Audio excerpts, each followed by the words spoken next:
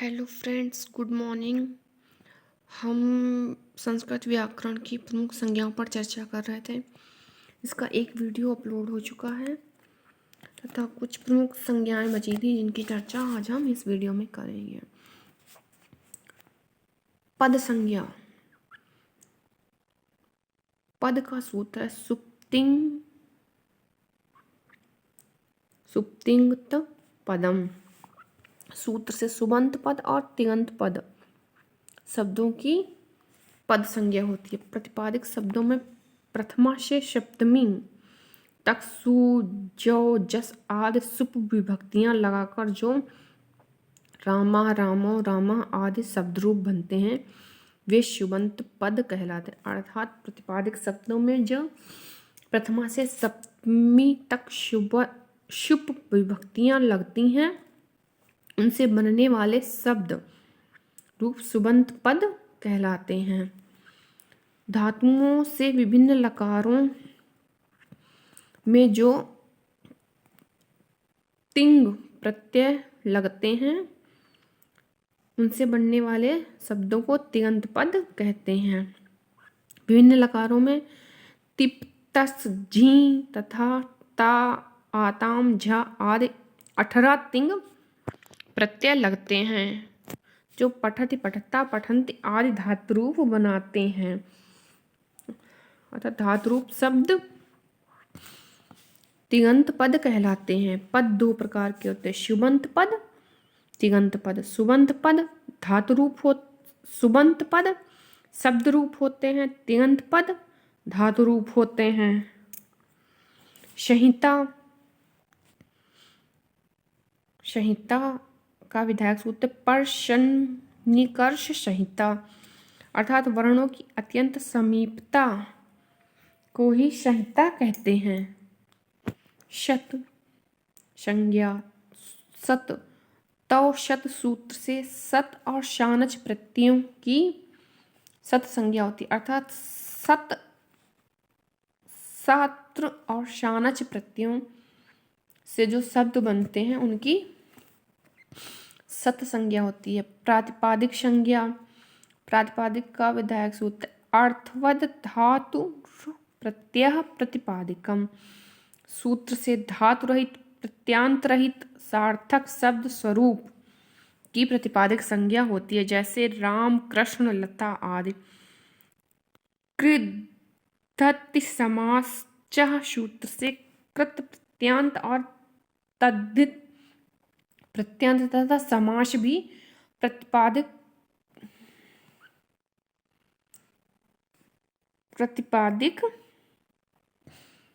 संज्ञक होते हैं, जैसे कारक, शालीय, राजपुरुष। प्रत्यय संज्ञा प्रत्यय धातु और प्रतिपादिक शब्दों के बाद में जुड़ते हैं प्रत्यय, उनकी प्रत्यय संज्ञा। धातुओं के अंत में लगने वाले प्रत्यय दो प्रकार के होते हैं, कृत प्रत्यय, तिंग प्रत्यय। प्रतिपादिक शब्दों में लगने वाले प्रत्यय तीन होते हैं, शुभ प्रत्यय, सु, औ, जस आदि। स्त्री प्रत्यय टाप, डीप, डीश आदि। तन्धित प्रत्यय मतुप, अण, इन आदि। प्रतिपादिक शब्दों में लगने वाले प्रत्यय तीन होते हैं, शुभ प्रत्यय, स्त्री प्रत्यय, तद्धित प्रत्यय। कृत प्रत्यय क्या है? धातुओं के अंत में लगते हैं। कृत प्रत्यय धातुओं के अंत में लगते हैं। इनसे बनने वाले शब्द दो प्रकार के होते हैं। कृत प्रत्यय धातुओं के अंत में लगते हैं, मतलब अर्थात धातुओं के अंत में जो कृत प्रत्यय लगता है उसके बाद जो नया शब्द बनता है वह शब्द अव्यय शब्द होगा अथवा विशेषण शब्द होगा। अव्यय शब्द तिंग प्रत्यय 10 अलंकारों के प्रत्ययों को तिंग प्रत्यय कहा जाता है। अर्थात 10 अलंकारों में जिन प्रत्ययों का प्रयोग होता है वह तिंग प्रत्यय कहलाते हैं। यह दो प्रकार के होते हैं, परस्मय पदी, आत्मीन पदी। परस्मय पदी तिंग प्रत्यय 9 होते हैं, तिप, तस, झी, सिप, थस, था, मिप वश मश। प्रथम पुरुष में तिप तस झी प्रत्यय लगता है। मध्यम पुरुष में शिप थस था। उत्तम पुरुष में मिप वश मश प्रत्यय लगता। आत्मेनपति तिंग प्रत्यय 9 है। प्रथम पुरुष में ता आताम झा प्रत्यय लगते हैं। मध्यम पुरुष में थाश आथाम ध्वम प्रत्यय लगते हैं। उत्तम पुरुष में ईट वही महिंग प्रत्यय लगते हैं। इस प्रकार तिंग प्रत्यय 18 होते हैं। शुभ प्रत्यय प्रतिपादिक शब्दों से जुड़कर बनते हैं।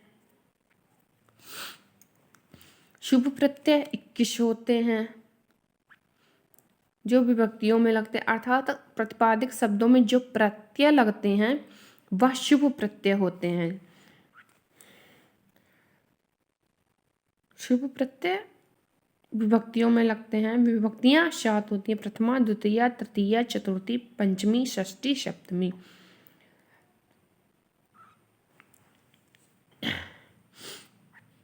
और शुभ प्रत्यय के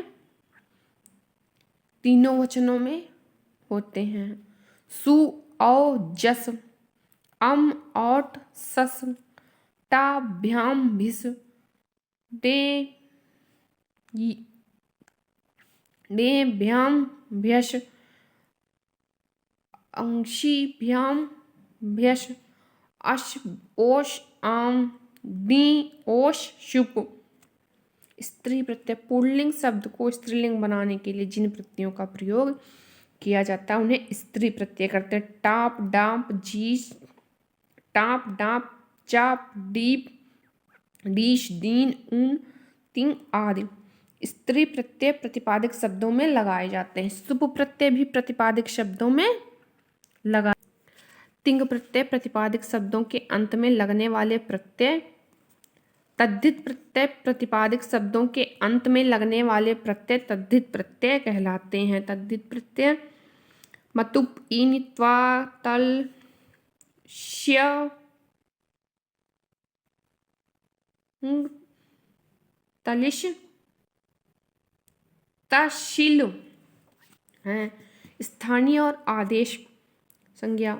स्थानीय क्या है? वर्णों किसी वर्ण को अथवा शब्द को हटाकर उसकी जगह कोई दूसरा वर्ण या शब्द आकर बैठ जाता है तब जिस वर्ण को हटाया जाता है उसे स्थानीय कहते हैं, अर्थात हटाए गए वर्ण या शब्द को स्थानीय कहते हैं। जो नया वर्ण या शब्द स्थानीय की जगह आकर बैठता है उसे आदेश कहते हैं। व्याकरण शास्त्र में शत्रुवदादेशा सूत्र से आदेश को शत्रु माना गया है।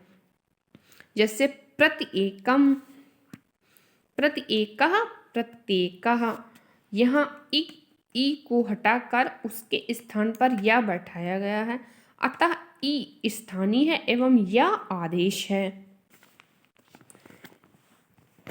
निमित्त क्या है? एक वर्ण को हटाकर उसकी जगह दूसरे वर्ण का आदेश जिसके कारण होता है उसे निमित्त कहा जाता है। एक वर्ण को हटाकर उसकी जगह दूसरे वर्ण का आदेश जिसके कारण किया जाता है उसे निमित्त कहते हैं।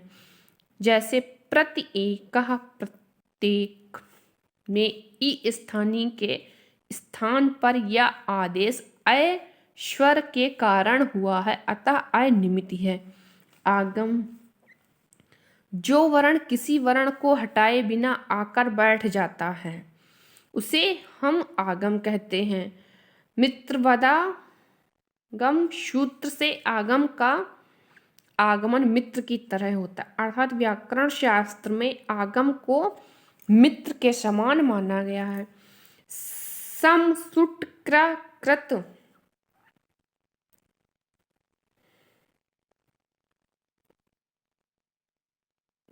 अर्थात संस्कृत, यहाँ शुट का आगम हुआ है। उपसर्गा क्रिया योग्य है। प्राद जब किसी क्रिया के साथ लगते हैं तब इनकी उपसर्ग संज्ञा होती है।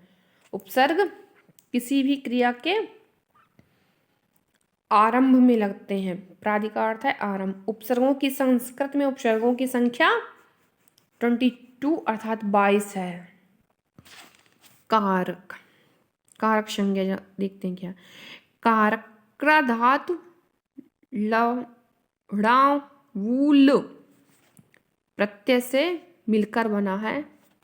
कारक में क्र धातु है, लव वुल प्रत्यय है। कारकम अर्थात क्रियाम क्रियोत इति कारकः अर्थात जिनका क्रिया के साथ सीधा संबंध होता है उन्हें कारक कहते हैं।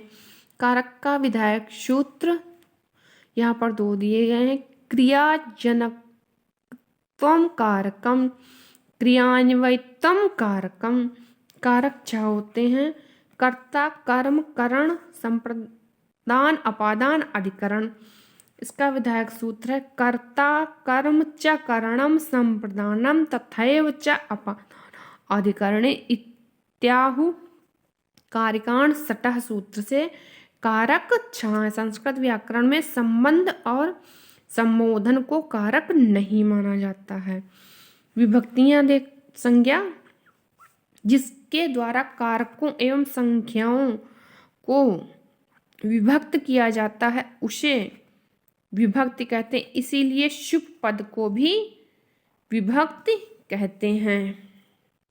संस्कृत व्याकरण में विभक्तियां 7 होती हैं। प्रथमा, द्वितीया, तृतीया, चतुर्थी, पंचमी, षष्ठी, सप्तमी। संबोधन में प्रथमा विभक्ति होती है। पुरुष, संस्कृत में पुरुष 3 है। प्रथम पुरुष, मध्यम पुरुष, उत्तम पुरुष। प्रथम पुरुष या अन्य पुरुष। उत्तम पुरुष के आवाम वयम, मध्यम पुरुष के त्वम, युवम, यूयम। इन 6 शब्दों को छोड़कर संस्कृत वाङ्मय के सभी कृत पद प्रथम पुरुष के अंतर्गत आते हैं। जैसे भवान, भवती, बालक, बालिका, शः, सा, नर, वानरः, पिता, पुत्रः इत्यादि। इन सभी पदों के साथ प्रथम पुरुष की क्रिया पठिति, पठिता, पठन्ति आदि का प्रयोग होता है। मध्यम पुरुष जिससे बात कही जाए वह मध्यम पुरुष है। इसमें त्वम, युवाम, यूयम कृत प्रत्यय आते हैं। इनके साथ मध्यम पुरुष की क्रिया क्रमशः त्वम के साथ पठस, युवाम के साथ पठता, यूयम के साथ पठत का प्रयोग होता। उत्तम पुरुष जो बात कहता है वह उत्तम पुरुष कहलाता। इसके अंतर्गत आह, आवाम, वयम कृत प्रत्यय आते हैं। इनके साथ उत्तम पुरुष की क्रिया क्रमशः आह के साथ पठामि, आवाम के साथ पठावा, वयम के साथ पठामा का प्रयोग होता है। वचन, संस्कृत व्याकरण में वचन 3 प्रकार के हैं। एक वचन, द्विवचन, बहुवचन। वचन का अर्थ संज्ञा है। एक वचन एक वस्तु या व्यक्ति का बोध कराने के लिए एक वचन का प्रयोग होता है। जैसे बालक बहरी गुरु विद्यालय। द्विवचन में 2 व्यक्तियों अथवा 2 वस्तु के लिए द्विवचन का प्रयोग होता है। जैसे बालकौ हरि गुरु विद्यालयो पुस्तकें आदि। 3 से बहुवचन में 3 से अधिक व्यक्तियों या वस्तुओं का बोध कराने के लिए बहुवचन का प्रयोग किया जाता है। इसका विधायक सूत्र है बहुशी बहुवचना। जैसे बालका हरयः गुरवः विद्यालयः पुस्तकानि। लिंग, लिंग शब्द का अर्थ है चिन्ह, लक्षण या पहचान। संस्कृत में लिंग 3 होते हैं। पुल्लिंग, स्त्रीलिंग, नपुंसक लिंग। जिससे पुरुष जाति का बोध होता है पुल्लिंग कहलाता है। जैसे छात्र, बालक, मुनि, काक, व्याघ्र। स्त्रीलिंग, जिससे स्त्री जाति का बोध होता है वह स्त्रीलिंग कहलाता है। जैसे छात्रा, बालिका, गौरी, नदी आदि। नपुंसक लिंग, जिससे न स्त्री पुरुष जाति का बोध हो न स्त्री जाति का बोध हो उसे नपुंसक लिंग कहते हैं। जैसे फलम, जलम, ग्रहम, पुष्पम, नेत्रम, वारि, दधि, मधु आदि। लकार, संस्कृत में लकार 10 होते हैं। लकार मतलब काल, संस्कृत में काल 10 माने गए हैं। लट लकार वर्तमान काल, वर्तमान काल को सूचित करने के लिए लट लकार का प्रयोग संस्कृत में किया जाता है। लिट लकार अद्यतन परोक्ष भूतकाल अर्थात बहुत प्राचीन काल को सूचित करने के लिए लिट लकार का प्रयोग किया जाता है। परोक्ष भूतकाल का अर्थ बहुत प्राचीन काल होता है। लुट लकार अद्यतन भविष्यकाल आज के पश्चात भविष्य काल को सूचित करने के लिए लुट लकार का प्रयोग किया जाता है। लृट लकार सामान्य भविष्य यत काल के लिए लृट लकार का प्रयोग किया जाता है। लेट लकार का प्रयोग संशय के अर्थ में किया जाता है। लेट लकार का प्रयोग वेदों में होता है। लेट अर्थात लेट लकार का प्रयोग लौकिक संस्कृत में नहीं होता है। लोट लकार का प्रयोग प्रेरणा तथा आज्ञा के अर्थ में होता है। लंग लकार का प्रयोग अद्यतन भूतकाल के लिए होता है, अर्थात अब से पहले भूतकाल को सूचित करने के लिए लंग लकार का प्रयोग किया जाता है।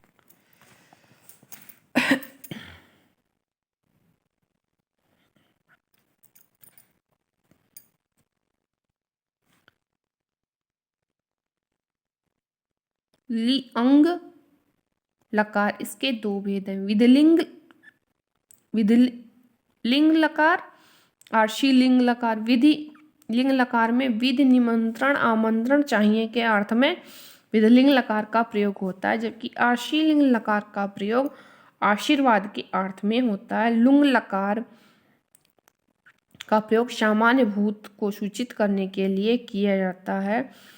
लृलंग लकार का प्रयोग हेतुमत भाव भूत के लिए किया जाता है, अर्थात जहाँ एक क्रिया का कारण दूसरी क्रिया हो वहाँ लृलंग लकार का प्रयोग होता है। धातु संज्ञा का विधायक सूत्र है भूवादयो धातवः, क्रियावाचक भू आदि की धातु संज्ञा होती है। ये सभी धातुएं पाणिनीय पाठ धातु में दी गई हैं, अर्थात क्रियावाचक भू आदि सभी धातुएं पाणिनीय पाठ धातु में दी गई हैं। इनकी संख्या 1970 अर्थात लगभग 2000 है। धातुओं के 3 प्रकार के रूप चलते हैं, आत्मेनपदी, परस्मैपदी, आत्मेनपदी, उभयपदी। परस्मैपदी पठति पठता पठन्ति, आत्मेनपदी लभते लभेते लभन्ते, उभयपदी जानाति जानीति जानान्ति।